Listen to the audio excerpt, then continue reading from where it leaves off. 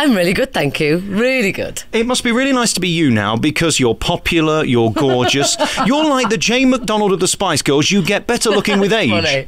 Oh, I like that. I like that a lot. Thank you. I try. I stick to my beauty regime and do a bit of working out. So yeah, I try. I do my bit. How is that possible in Las Vegas? Because there's a buffet on every corner, there's food and temptation everywhere, and you're still slim.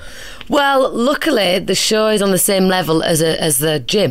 So I go to the gym, then I come to the show, then I go upstairs to bed. All right, let's go back to the beginning and find out how you're here. What happened? The phone ring and they say, do you fancy moving to Vegas and doing a show? No, it's actually Jerry. I've been good friends with Jerry over the last couple of years, and he's always wanted to work with me, which is really flattering, and I've always wanted to work with him. And he told me about this concept about 6-7 months ago, and I was like, oh my gosh, I want to be involved in that, for sure. And then he told me about the character Peep Diva, and I was like, wow, that is so me. Let me develop it with you. I want to be involved now. No, I mean, this show, I think I've got like 4 solo songs, so a bit of pressure, but I'm just thoroughly enjoying it. I mean, the cast, the 16 dancers are absolutely hot and gorgeous and amazing, lovely people. It's great. Girl power rocks, I tell you, in this show also. And you're a mother now. You've got other commitments. You have to bring everybody over. Was there ever a conversation, should we be doing this? No, I mean, my career moves, I always like to do something that's interesting and exciting. And when I came here, I visited all the local schools. So my 10-year-old's in a great school here. And the family's really happy. And, you know, we're living in a hotel. I feel like, what's that show? Is it the Hannah Montana show with the 2 twins? And they live in a hotel, so my kids love it. But what happens when the lady comes and knocks on your door at 7:30 in the morning to change your bed? I mean, doesn't that become aggravating? Oh, no, you put the do not disturb sign on. And they listen to you, do they? Because they never read mine. They do, so far anyway. I want to talk, if we can, a little bit about you, because you've had such a fascinating life. When did you know you were going to be a star? Because you always stuck out as the one with the big personality and the big mouth, really. I mean, let's be honest, we're friends now.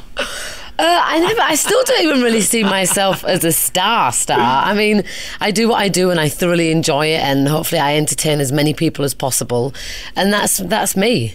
I don't really know what else to say. And that's why I think you've made it, because there's a lot of bland people in the business, aren't there? People who you don't really notice, but you always seem to be drawn to you. And even in the dancing and the speaking and interviews and stuff, you courted the press, you courted the attention, and it makes people interested, doesn't it? I don't know, maybe it's just because I'm loud. I have no idea.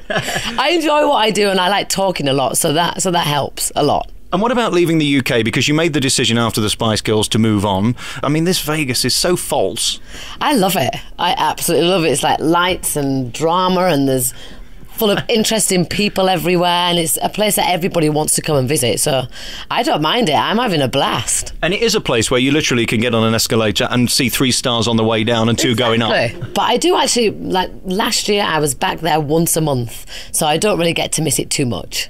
Were you always, as a kid, the girl that people said, she's going to make it, she's going to be something different? No, I was always the one that was getting told off or being in trouble for something. Yeah, so I was that girl. And then, of course, you go and start singing and you start dancing. But what happened in between the bit of being a kid that could sing and dance to becoming Mel B from the Spice Girls? I don't think I could actually really sing and dance as a kid that well. I tried, and I had fun trying, and I went to drama school and things like that. And yeah, I knew a bunch of the girls beforehand, so we kind of got our thing together. And then we somehow became Spice Girls, and we hunted for our management. We found a great management team and got ourselves out there. So we were together for at least 2-3 years first. And was it a surprise for you when it became international? I don't think you can ever expect to be an international success. You know, we just hoped and prayed and encouraged each other, and yeah, it kind of worked out pretty well, actually.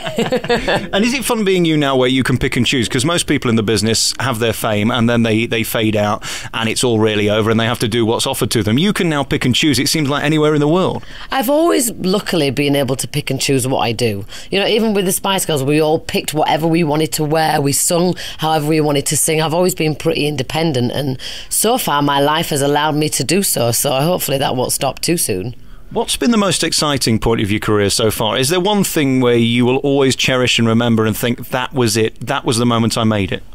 I think Nelson Mandela calling me Melanie, and then call me Mel B, and then call me Scary Spice at his house. That was pretty like, oh my God, he actually knows my name?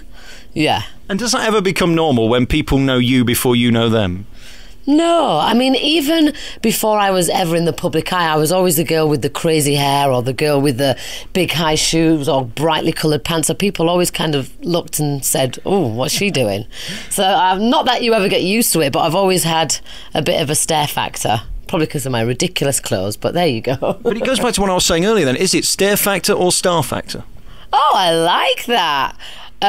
You decide. I don't know. Putting me on the spot. We've heard so much about the Spice Girls years, and it was fun, it was big, it was international, but it was hard work. I think at the time when I was playing your records and seeing what you were doing, I mean, it was a laborious schedule of interview, promote, sing, TV show. That's where we were all workaholics, and I guess we all still are, and we knew to get our message out there, you got to work hard. And we deserved what we got because we did not stop. I think one year we may took one day off for Christmas Day, and then we all wanted to get straight back at it. And there was no manager cracking the whip. It was us five going, come on, we've got to do this. So is that down to the discipline then to make it work? Because if you've not got that kind of dedication, you're going to fall by the wayside. Is that your tip for anybody who must come up to you and say, how do I become you? Well, you've got to be accessible as well, and you've got to know, you've got to have a mission, you've got to have a point that people can identify with or aspire to be or look up to. I don't mean to say that word, actually. Not look up to, aspire, and you know what I mean. Girls, I'm tongue-tied now. No, well, don't get nervous. It's only me. You've had bigger and better people than me. You've sat opposite Nelson Mandela. I can't make you know. I don't know why I'm stuttering right now. It's you and your lovely blue eyes. What can I say? And what's it like for you being a star in America? Because if you make it here, you've made it everywhere. I sound like a Frank Sinatra song. You are on everything. Everybody knows you. Everybody talks about you. You're in the papers. Is that a double-edged sword that you kind of owned by the public, but at the same time, you need that to be who you are today? I don't really know how to answer that, apart from I've always had a really good independent life, both personally and professionally, so I'm happy. I mean, if people are talking about me, good. I hope they're saying nice things, and if they're not, life's too short, and, you know, one minute they love you, one minute they hate you, so as long as you like yourself. Now, your fans have been emailing me, asking me all kinds of questions about you, like, what's your favourite thing to do ever? My favourite thing to do? Apart from working out and steaming, which I have to do every day because of this show. Right, let's stop there a moment. Your favourite thing to do, you actually enjoy it? I actually do enjoy working out. I do it with friends. I've got like 4 other girls that I'm working out with here, and we have a good old gossip and a good old moan, and then we do our sit-ups, and then we go and steam in the sexy steam room. Here what I'm doing is I'm mainly doing a bit of running to build up my stamina because the show is fast and furious. So we run about 4 or 5 miles and talk in between.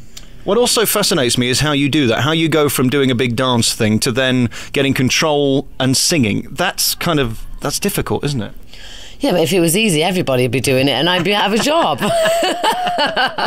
Got to challenge myself somehow. Yeah. Of course, that's what they know you for now, being a dancer because of the big TV show over here. I know, that's crazy, because I never would have thought of myself as being a dancer. But now I guess I've been professionally trained by Maxim, the Russian. Yeah, I can dance a little bit better than I used to, let's put it that way. And you have to dance in a certain way for this. I don't know whether they want to use the word burlesque, but that's kind of the thing it's going for, isn't it? It is a burlesque-ish show, but there's also amazing pole dances, there's amazing strip tease, really on the tease. But these dancers are all classically trained, so they are absolutely technically like impeccable. Was there ever a point where you said, no, I don't want to do that, that's too much? No. I mean, Jerry has an amazing way to convince 16 women, plus myself and Kelly, to get up on stage in barely nothing. What kind of guy could do that? I mean, it's quite amazing. I even said to one of the dancers, did you ever think that you'd be on stage doing this? She was like, hell no. She says, but I'm loving it. It's very freeing. You've then got a few people around you, maybe 2,000 or 3,000 people a night. How are you going to deal with that? That's going to be exciting. That's the best bit, is to perform and watch people's faces go, what did I just see? And don't forget, we've got 3 hot straight guys in the show that do amazing aerial work, and one of them's sexy and in a wet bathtub.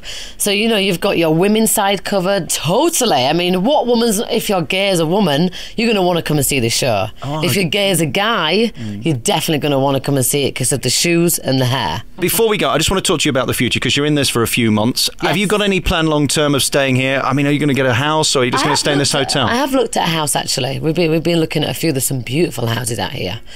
I don't know, we'll see. Maybe I'll stay longer. We'll see how it all goes.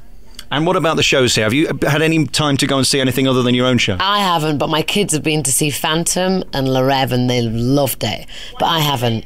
1 minute, please, 1 minute. See, I wasn't lying. 1 minute. You see, I thought you were just sick of me and trying to get rid of me, and it turns out you really do only have 1 minute.